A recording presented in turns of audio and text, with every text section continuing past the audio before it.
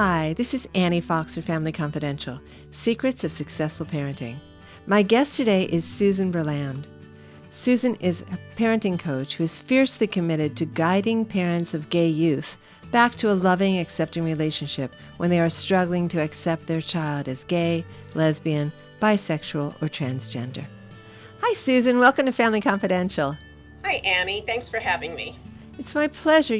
I was so interested in finding out the kind of particular support that you give for parents of LGBT youth. And I thought to myself, this would be a great segment because I so often get emails from young people who are struggling with that. How do I come out to my parents? And many of them are very, very fearful of the kind of reaction that they get. And so I was delighted to find out that this is the work that you do. And I want to ask you first off, what is a typical, I always say a typical reaction because it probably doesn't exist as one, but I know you and I live in the San Francisco Bay Area, and the idea of, being gay is certainly maybe more acceptable than it might be in some other parts of the country. And yet this is what your practice is, and people are reaching out to you. So what kind of typical responses do parents have when a son or daughter comes out to them? But it's interesting you mentioned the Bay Area because people think because we live here that it isn't an issue. But I think there are many people like I was who are liberal, open-minded. They have gay friends. Their children may even have gay friends. And they think that they don't have any issue. But when their own child comes out, they find themselves shocked and surprised at their own emotional reaction. And the truth is, the emotional reaction is similar, whether you are open-minded or not so open-minded. So it sounds like when you say the word shock, it's like, wow, this is a bolt from the blue. I had no idea. Is that what we're talking about? It could be, but not necessarily. Okay. I suspected for a long time my son was gay, and yet when he told me, there was a sense of shock. It's hard to describe. It's not shock, I didn't have any idea. It was shock, an emotional shock. It's hard to really describe it, but I think it's pretty common. And then on top of that was the shock I had at my own reaction, because I thought, well, why would I have a problem with this? And yet I did. Mm-hmm. Okay, tell me, clearly I'm guessing you got into this work because of your own experience and maybe a lack of resources for yourself. Is that true? Yes and no. My son came out 26 years ago. Okay. There certainly were not the resources there are today, Right. that's for sure. And I really didn't know where to turn. So that's part of it. But a lot of it is because over the years, as I've met many gay and lesbian people that are my son's age today, he's in his mid-40s, they never resolved the issue with their parents, or their parents never resolved their feelings or the fact that they have a gay child. And I've seen the impact it has on them long term. Many of them have dealt with substance abuse. Some of them have not really ever had successful relationships.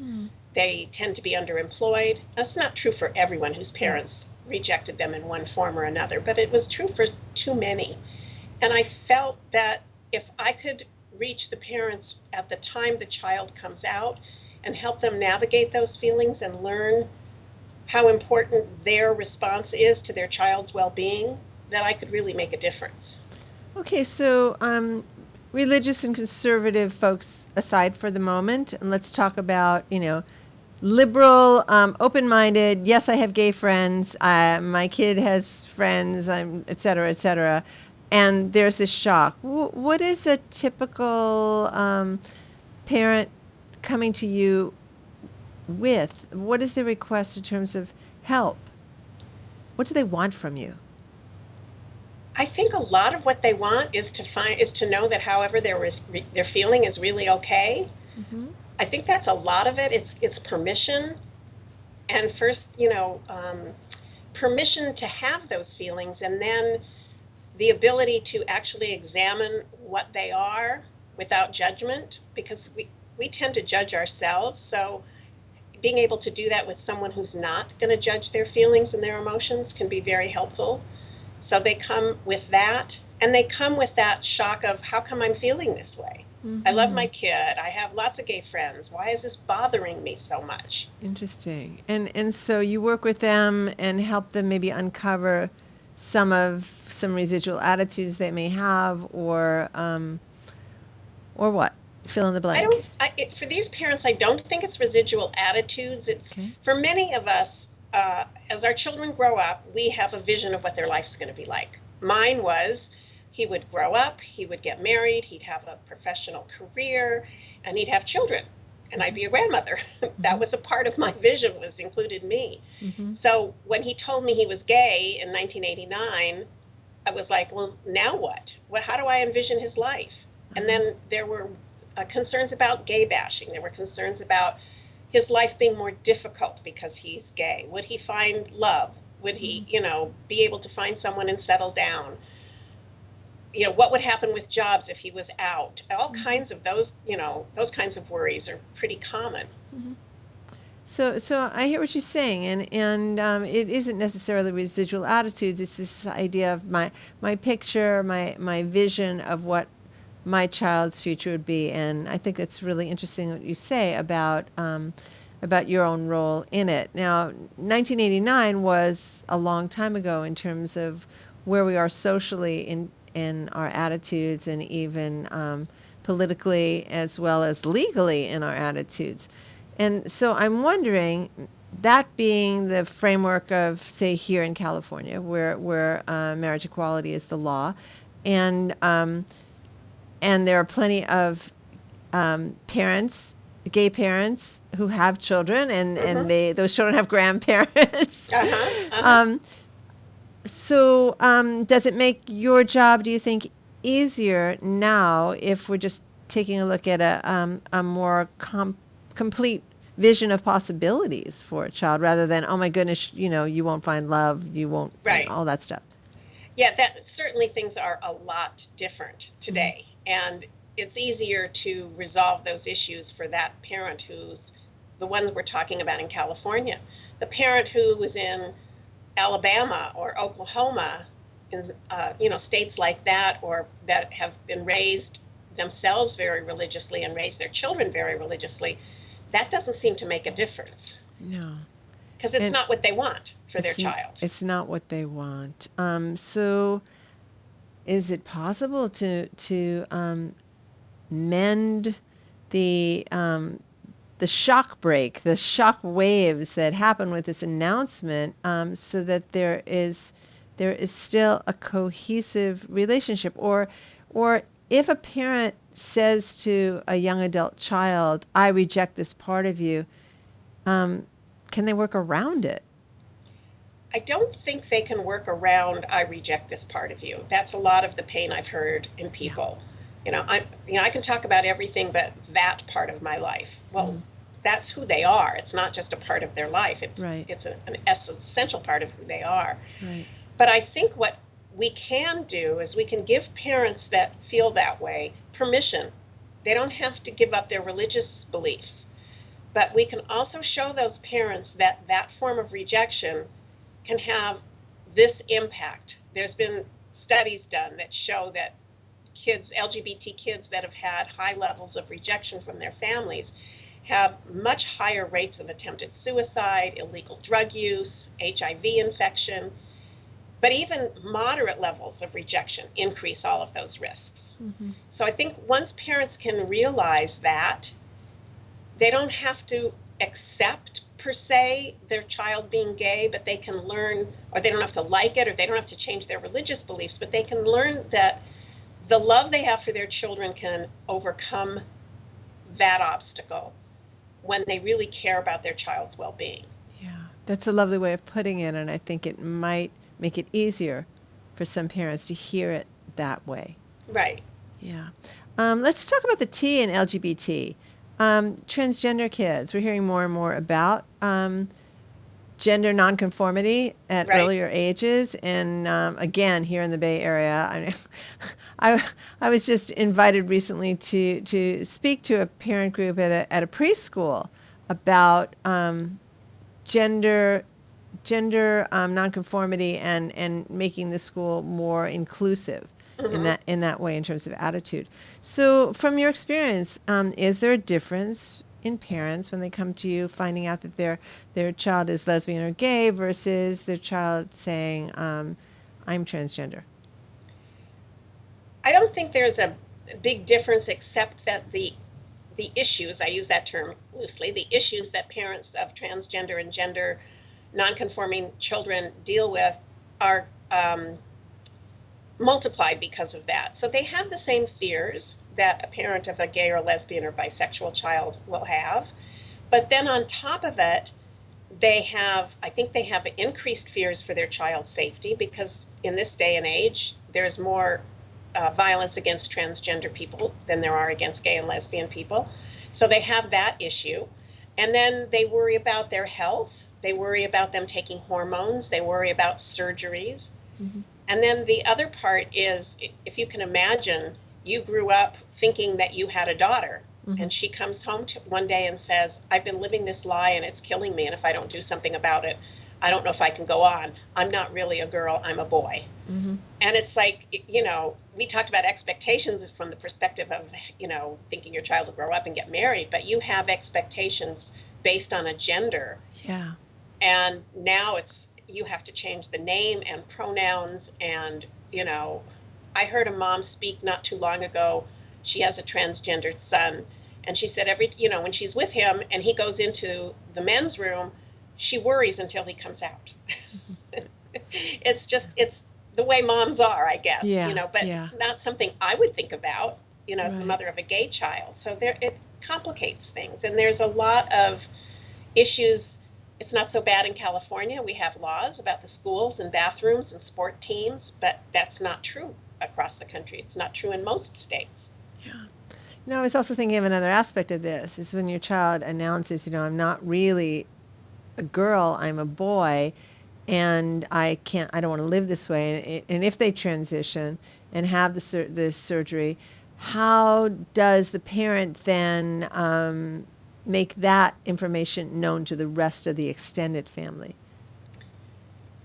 Some parents don't want to, but I think at some Well, point when you hey, we're have a coming child up that's on transitioning, you don't somebody's, have much choice. 50th anniversary, grandma's 50th anniversary party, and our daughter's not here, but our son is. Oh, it's the same person. It's like probably some explaining needs to be done in some families, and I Yeah, can. I think what a lot of parents do is they write a letter, and first, of course, they have to deal with their own stuff first and really Yes. become, really supportive of their child. Right. And then they write a letter and they let them know, Mary is no longer Mary, she's now Mark, and Mark is our son and we love him, and this is what it means, and this is what we expect from you. And if you Good. can't, if this is not behavior that you can support, I don't mean the child's behavior, I mean their own behavior. If you Right. can't give what we expect, then we won't be seeing you. Wow. And I think a lot of parents have done that. And sometimes they're really surprised, positively surprised at the response they get Well, from what I their love families. about the wording of that letter that you just kind of shared with us is how very supportive it is of the child. Yeah, exactly. Yeah. Exactly. And parents will write that letter to their pastor at their church. They'll write it, to their the parents' siblings, so the aunts and uncles of the child, grandparents, Mm-hmm. whoever is going to be in contact with that child. And they'll tell them, we expect you to use male pronouns, or sometimes a child chooses to use they and them, which Mm-hmm. people can have a harder time adjusting to, because we were raised speaking English properly. Yes. They and them refers to two people. Right. But there are the genderqueer kids that don't identify as male or female. And so they've created some of their own pronouns, or they go with they and them. Or some days they go with he and some days they go with she. Everybody's different. Uh-huh. And I just wanted to make one statement about the gender non-conforming child, a young Yes. child like the ones you were speaking to at the preschool. Yeah. Sometimes a boy will want to dress in princess dresses and play with girl toys. It doesn't necessarily mean that he's going to be transgender.